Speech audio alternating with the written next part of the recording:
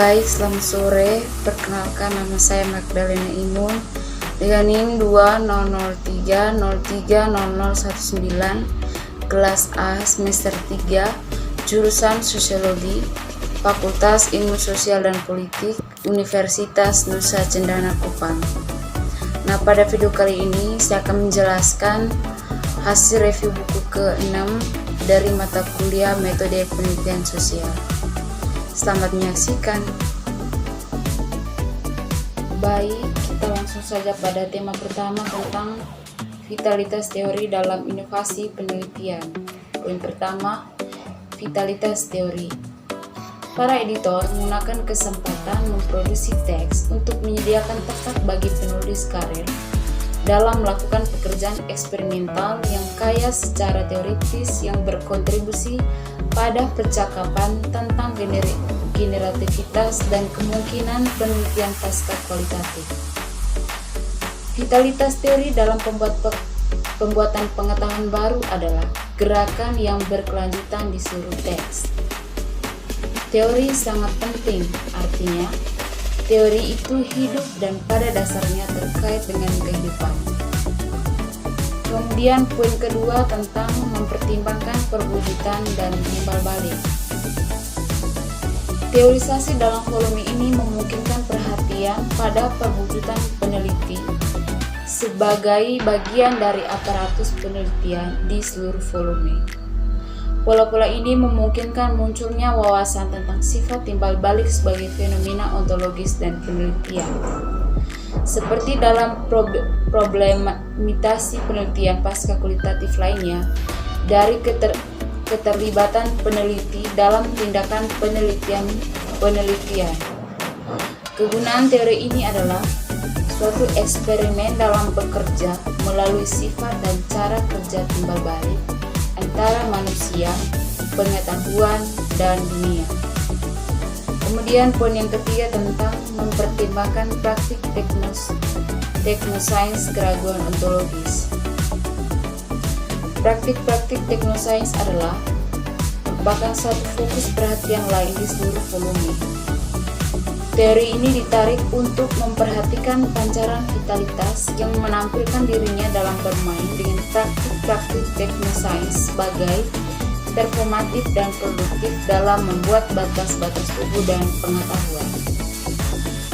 Inovasi dengan praktik ini disorot karena kontribusi alternatifnya terhadap pengetahuan, kehidupan, hubungan, dan agensi. Kemudian tema kedua tentang metode pasca produktif.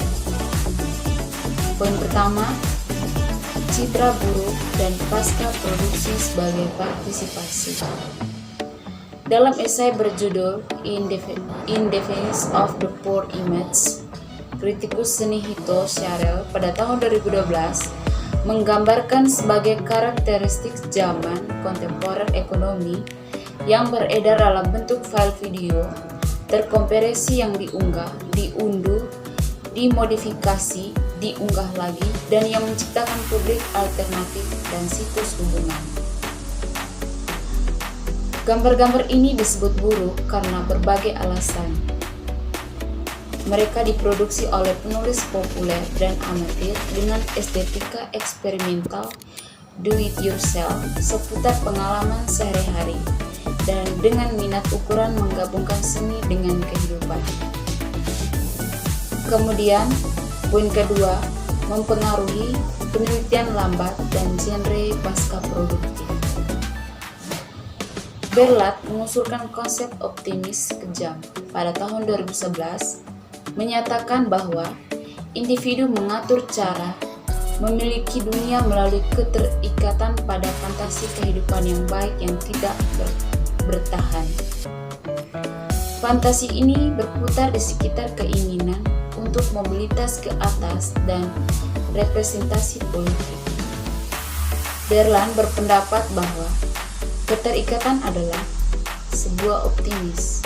Optimis adalah apa yang membuat subjek terikat dengan dunia, dan keterikatan pada objek keinginan adalah suatu cara untuk merasa lebih dekat dengan fantasi yang hidup yang baik.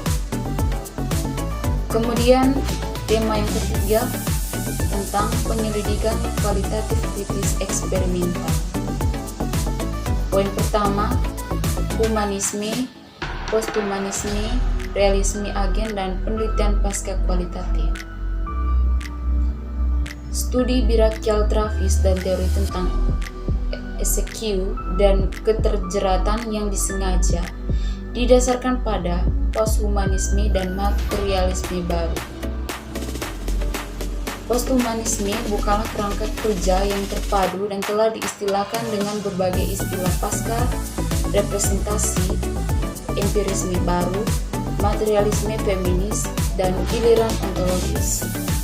Sementara, komparabilitas teoritis dari proyek-proyek ini masih dalam perdebatan, di mana semua orientasi ini sama-sama berusaha untuk mendesentralisasikan subjek manusia sebagai agen tunggal dan mempromosikan peran material dalam analisis dunia sosial. Poin kedua tentang garis besar studi.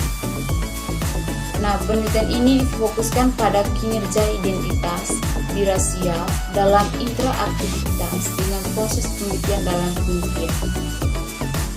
Travis tidak terlibat dalam penelitian ini dengan asumsi kemurnian metodologis atau menegakkan dugaan dalam kesamaan paradigma baik kualitatif maupun kuantitatif. Karena tidak ada metodologi yang ada sebelumnya yang dapat menjawab tujuan studinya, Travis kemudian menciptakan metodologi post-kualitatif yang baru. Kemudian, poin yang ketiga, metode belajar. Studi Travis menggunakan 3 metode. Yang pertama, wawancara, kuesioner, dan tes asosiasi tersirat. Karena studi ESQ dirancang untuk menguji performativitas birakial selama proses penelitian, Travis menggunakan format wawancara semi-terstruktur, sebuah metode yang akrab bagi peneliti dan peserta. Kemudian tema yang keempat tentang penelitian gender dalam pendidikan lingkungan.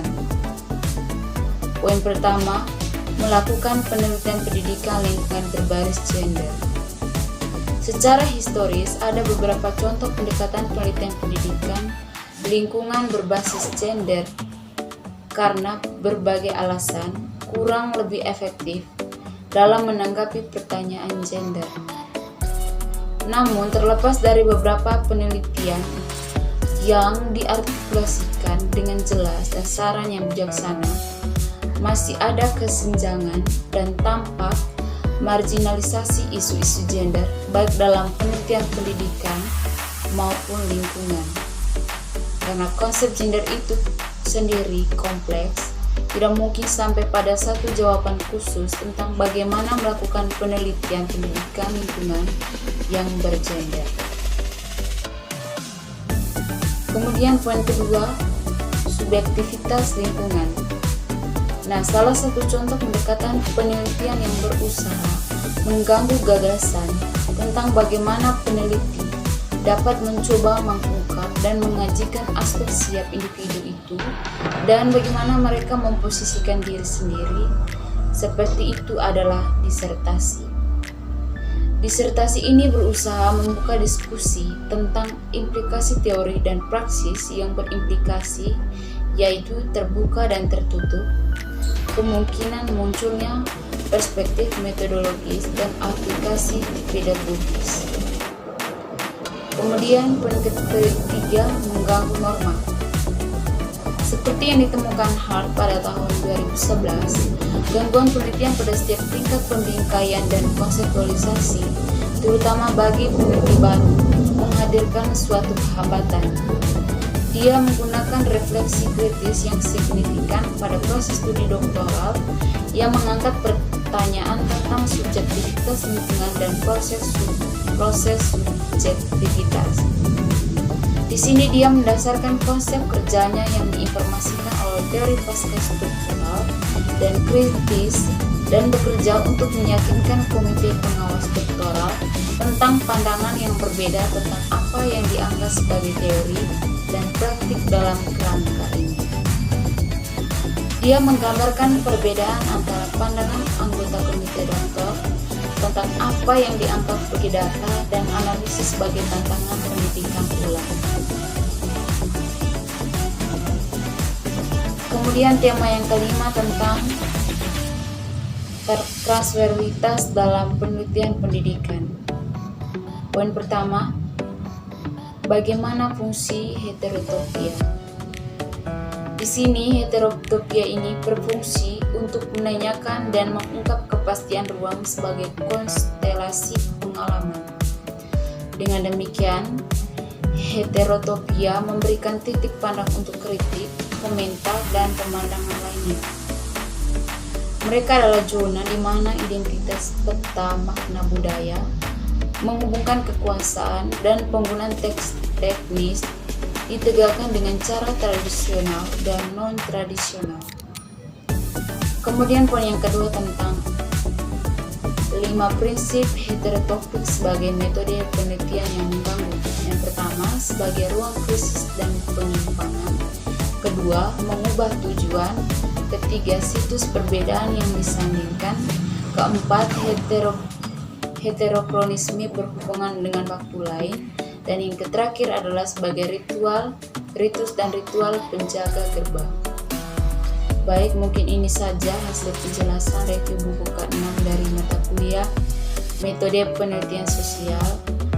Semoga apa yang saya jelaskan dapat memberikan manfaat bagi para pendengar maupun para penonton yang menonton video saya. Dari saya, sekian dan terima kasih.